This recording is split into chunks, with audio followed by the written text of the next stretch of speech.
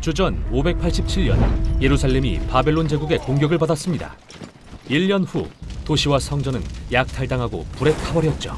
수천 명의 이스라엘 백성이 집을 빼앗기고 고대 바벨론 전역으로 끌려갔습니다. 나그네가 된 것이죠. 그들은 이제 소수이고 새로운 문화와 이방신들에 둘러싸여 있습니다. 이때 어떤 이스라엘 사람들은 반란이나 은둔으로 바벨론에 저항하기로 했지만 어떤 사람들은 항복하고 바벨론의 생활 방식을 받아들여 이방신들을 섬기기 시작했습니다. 선택지가 이 둘뿐이라고 생각할 수도 있는데요. 예레미야 선지자는 그들에게 완전히 다른 놀랄만한 일들을 지시합니다. 그곳에 정착해 집을 짓고 밭을 일구고 가족을 꾸리라고 하고 가장 놀랍게도 바벨론의 평안을 추구하고 그 성읍을 위해 하나님께 기도하라고 합니다. 그러니까 제3의 길 같은 거네요. 네, 이건 타협도 반란도 아니죠. 실제로는 어떤 모습이죠?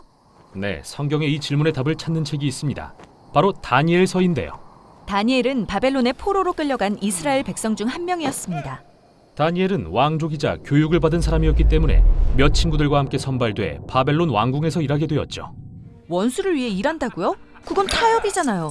아니면 왕의 신임을 얻은 다음 내부에서 암살하려고 했을까요? 그럴 거라 생각할 수도 있죠. 하지만 대신에 그들은 예레미야의 조언을 받아들여 제3의 길을 선택했습니다.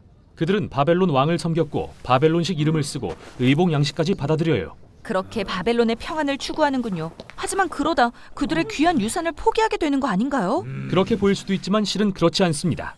이야기를 계속 읽다 보면 그들이 분명한 선을 긋고 그들의 하나님께 신실하기로 마음을 정하고 바벨론의 영향에 저항하는 순간들에 초점이 맞춰져 있거든요. 예를 들면요? 예를 들면 바벨론 신상에 절하고 신에게 하듯 왕에게 충성하라는 명령을 받았을 때 말이죠.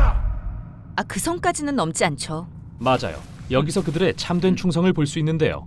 바벨론의 권력 숭배와 교만, 그리고 불의를 비판해야만 하는 순간 그들은 폭력을 택하지 않고 자신의 목숨을 내놓습니다. 그래서 하나님은 다니엘과 친구들의 신실함을 소명해 주십니다. 그러니까 그들은 바벨론을 섬기고 바벨론의 평안을 추구하면서도 항상 하나님께만 충성했군요. 네, 이게 바로 예레미야가 그리던 모습입니다. 나그네의 삶은 다름 아닌 충성과 저항의 조합인 거죠.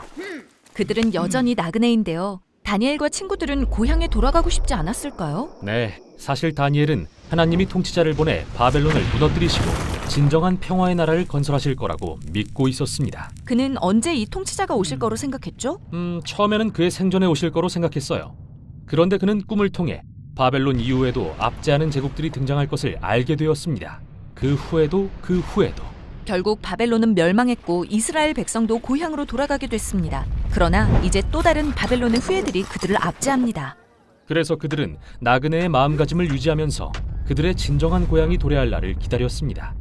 그리고 어떠한 새로운 형태의 바벨론이 나타나더라도 계속해서 충성과 저항으로 일관했죠.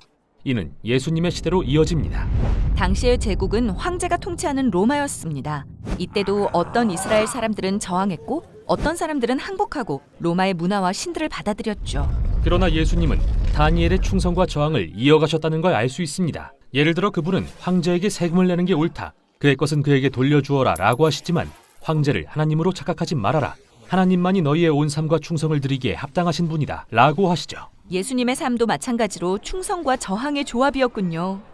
네, 그분은 제자들에게 원수를 사랑하고 심지어 축복하라고 가르치셨지만 그와 동시에 예루살렘과 로마의 부패한 지도자들을 공개적으로 꾸짖으심으로써 체포되셨습니다. 그분은 그들의 권력 숭배를 비판한 대가로 목숨을 내놓으셨죠.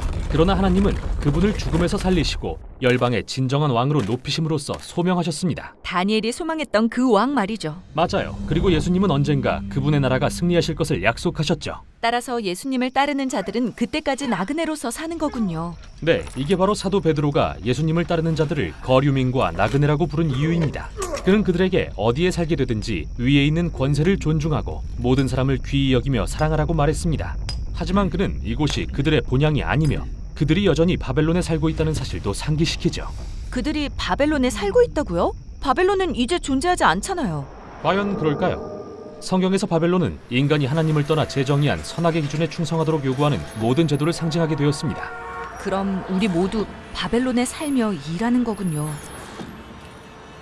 하지만 어떻게 바벨론의 평안을 추구하며 더 크신 분께 충성할 수 있죠? 네, 예수님을 따르는 자들은 그 충성과 저항의 긴장 속에서 살도록 부름받았습니다. 이게 바로 나그네의 삶입니다.